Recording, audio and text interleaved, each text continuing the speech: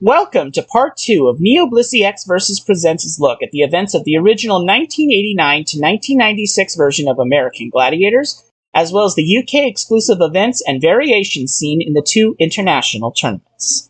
If you have not yet seen part 1, please click on the link in the upper right-hand corner of your screen right now or in the description, watch that first video, then come back, as we explain the format of this video, as well as introduce you to my co-narrator, Amber, the computer systems of the starship USS Yagami, which I am broadcasting from. Are you back? Good. Now here's Amber with a look at our first event for this video, the maze. Amber, onegaishimasu. First seen in Season 3, The Maze challenged two contenders to negotiate a gigantic maze constructed across the entire arena floor within a 45-second time limit.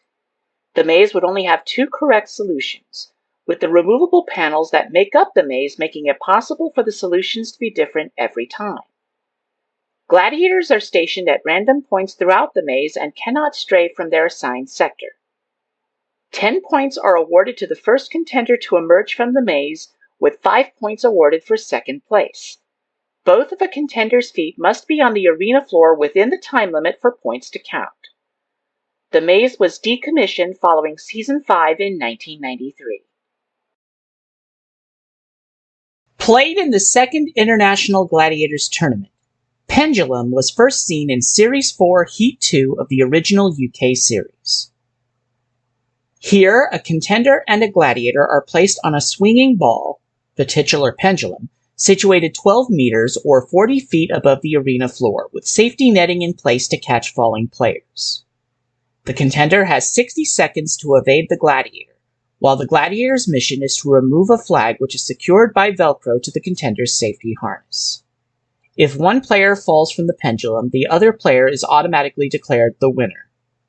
If the contender is found to have actively obstructed the gladiator's attempts to remove their flag, instead of using standard evasion techniques, the contender is disqualified.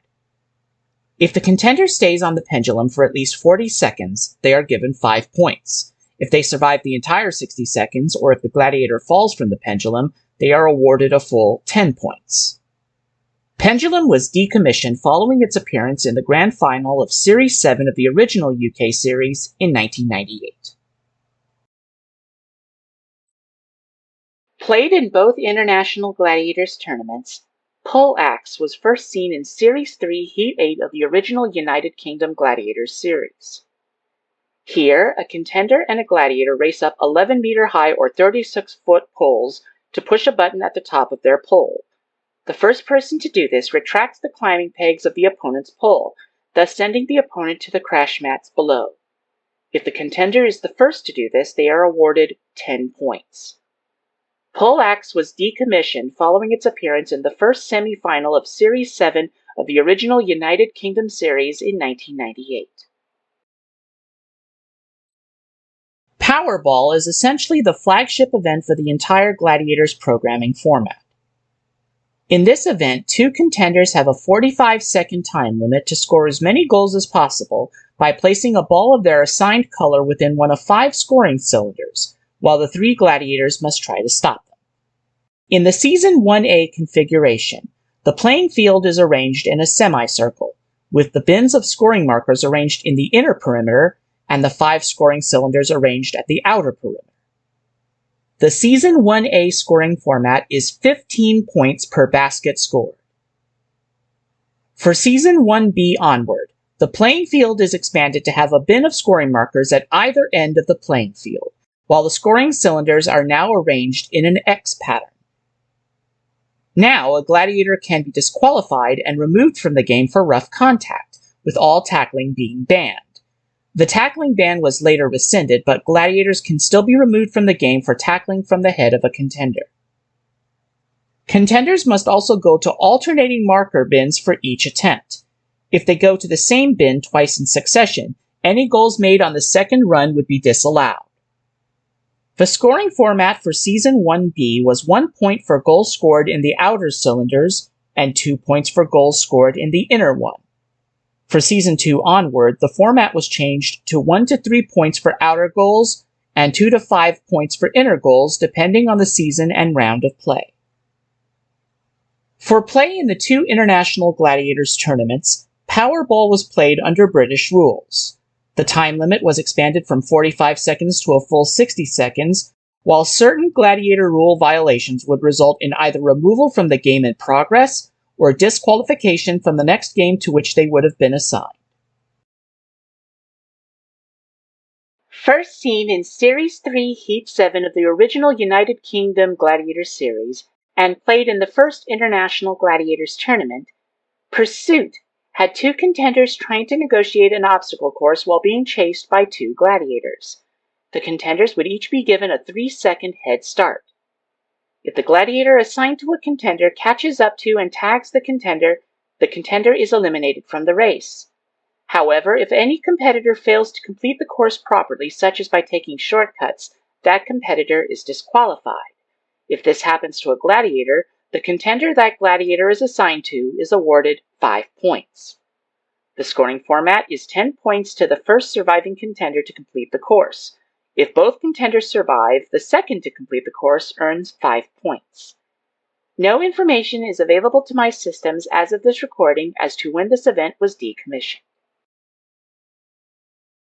First appearing in Season 5 and lasting until the end of the original American series, Pyramid charged 2 contenders to climb a giant pyramid made of tiered crash pads within a 45-second time limit, with each contender assigned a gladiator whose mission is to keep the contender from scoring.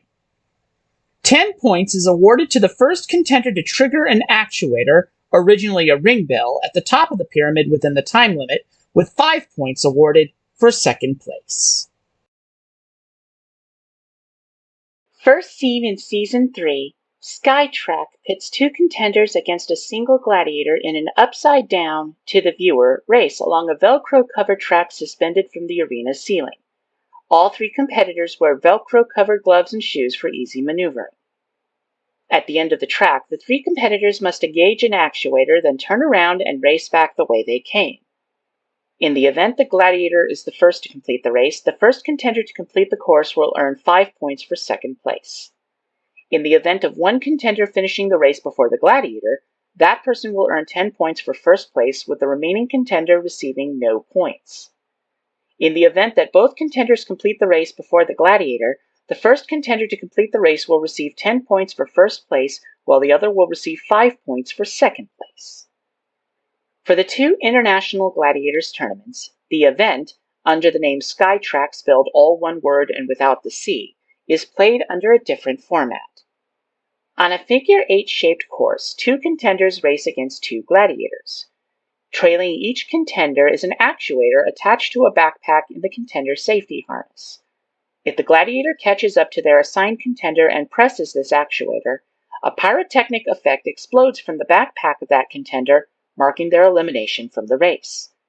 The first surviving contender to cross the finish line will earn 10 points. If both contenders survive, the second to cross the finish line earns 5 points.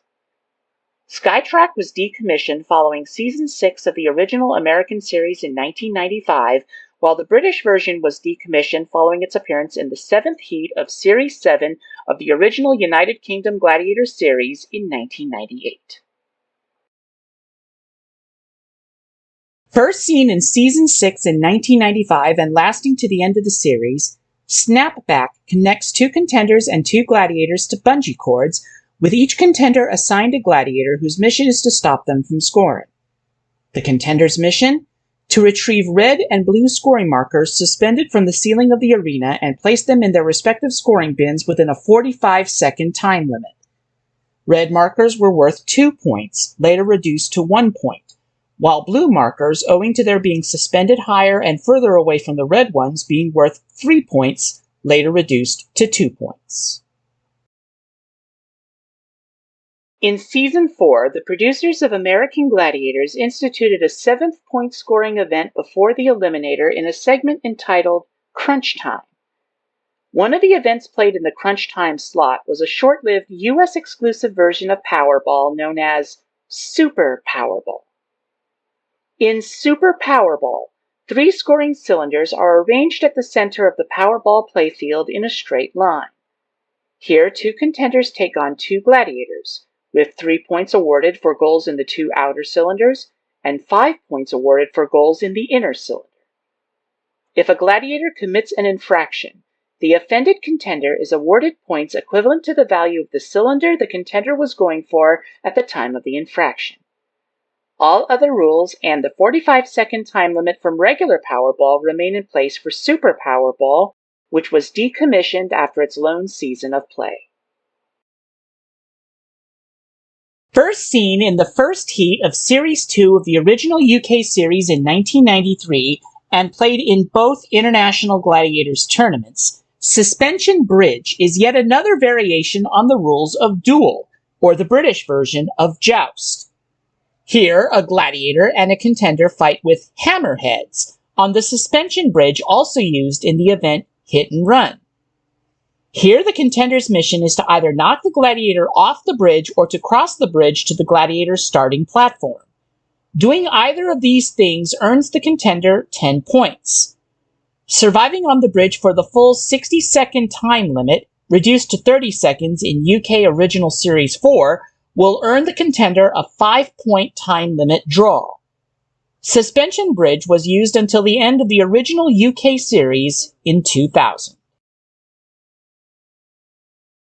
As mentioned in our segment on Breakthrough and Conquer earlier in this video, an early version of Swing Shot was played off-screen by female contenders in Season 1A, while male contenders played Breakthrough and Conquer, but no records officially exist as to how this version was played. The version of Swing Shot we know and love today first appeared on the original American series in Season 3.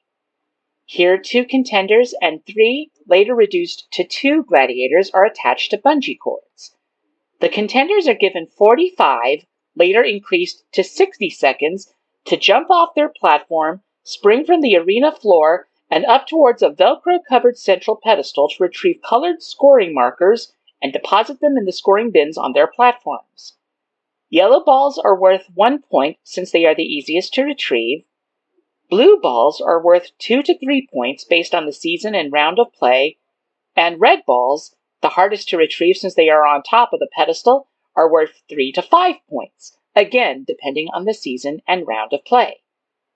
Contenders must jump from their platforms when they are in a position to do so, and cannot fake a jump to throw off the gladiator's timing. If they do so, any ball retrievals on the subsequent jump are disallowed. For the 2 International Gladiators tournaments, Swing Shot is played under British rules, including an additional rule not seen in America, that contenders can bank as many balls as they can retrieve in one swing. In America, contenders can only retrieve 1 ball per swing. Swing Shot was played on the original American series until the end of the run in 1996. Tug of War was first played on American Gladiators in Season 4, and was a revamp of the UK event known as Tilt, which was decommissioned following serious injuries to popular British female gladiators Panther and Nightshade in Series 4 of the original UK series. While Tug of War was first played in America prior to the injuries to both Nightshade and Panther, injuries had been recorded before on Tilt, leading to the redesign so as to ensure the safety of contenders and gladiators alike. Here, a contender and a gladiator are placed on 2 tilting platforms, with the contender's mission being to pull the gladiator off their platform. As mentioned earlier, in an attempt to ensure the safety of both participants, and to avoid what would eventually happen to Panther and Nightshade, both platforms are put at equal heights. In the tilt version, the contender's platform was placed lower than the gladiator's in order to give the contender the initial advantage. If a contender removed the gladiator from their platform within the 30-second time limit, they would earn 10 points. A contender can earn a 5-point time limit draw if they remain on their platform for the entire time limit and have the flag attached to the pull rope be on their side of the arena. Neither participant can let go of the rope.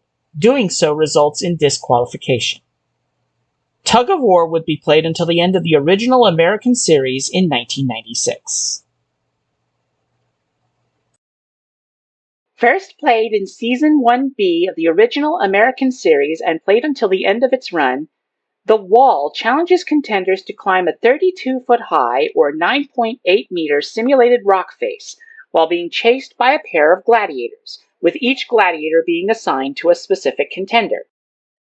The left side of the wall in this screenshot is for female contenders, while the right side is for male contenders. Contenders are given a time limit, 2 minutes in Season 1B, 1 minute from Season 2 onward, to achieve this. Contenders are given a head start before the gladiators are allowed to pursue them. In Season 1B, male contenders are given a 15-second head start, while female contenders are given a 10-second head start. The head starts are equalized to 10 seconds for both genders in Season 2 and 15 seconds for a brief period in Season 4, again equalized to both genders. 10 points are awarded to the first contender to complete the climb within the time limit, with 5 points given to the other contender if they too complete the climb. In Seasons 1B and 2, and a brief period in Season 4, 5 points are awarded to the contender that climbs to the highest point on the wall if both contenders are pulled or fall off. For each round of play, the handholds used by the contenders to climb the wall are either moved to new positions or removed altogether in order to make the event more difficult for the contenders. In both international tournaments, the wall is played under British rules. The 2 walls, one designed for each gender, are placed to either side of the entrance corridor in the Utilita Arena, then known as the National Indoor Arena in Birmingham, England, where the original United Kingdom series and both international gladiator tournaments were filmed. The female wall seen on the left of this screenshot features just one overhang for the contenders to negotiate, while the male wall on the right has 2. Each wall under British rules is increased to 11 meters or 36 feet in height. And finally, male contenders under British rules are given a 10-second head start, while female contenders are given a 7-second head start. The final event in this video, Whiplash, was first seen in Season 4 and lasted until the end of the original American series. Here, a contender and a gladiator are strapped to a triangle-shaped device known as the dog bone and placed on a platform 20 feet or 6.1 meters in diameter. Each participant has one hand free and cannot touch the dog bone with it. Doing so results in immediate disqualification. The contender has 30 seconds to either own the bone, that is, remove the dog bone from the gladiator's possession, or use it to pull the gladiator off the platform. Doing so earns the contender 10 points. Failing that, the contender can earn 5 points for maintaining possession of their half of the dog bone for the entire 30 seconds. If the gladiator ends up owning the bone, the contender earns no points. Amber, it has been a wonderful time working with you on this video. I hope to work with you more on this series in the future. I feel the same way, Neo, especially on our next episode, where we focus on the great equalizer of Gladiator Arena, the Eliminator. Until next time, here on NeoBlisseyX vs. Presents, take care and live long and prosper.